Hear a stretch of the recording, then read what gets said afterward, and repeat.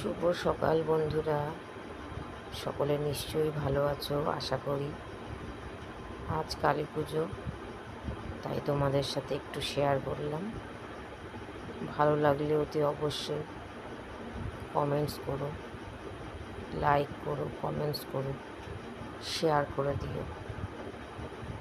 সকলে কালী পুজোটা খুব ভালো করে কাটাও। তারই সাথে বলি, আমাদের চারপাশে অনেক পশু আছে, যারা বাজি ফোটাবে তারা খুব সাবধানে বাজি ফুটিও, কারণ খুব অতি আওয়াজ তারা নিতে পারে না, তাদের খুব কষ্ট হয়। তাই যেটাই করবে কারোর যাতে ক্ষতি না হয়, কারোর যাতে অসুবিধা না হয়, সেই রকম কিছু করাই ভালো। আচ্ছা, তাহলে আজকের মতো রাখলাম।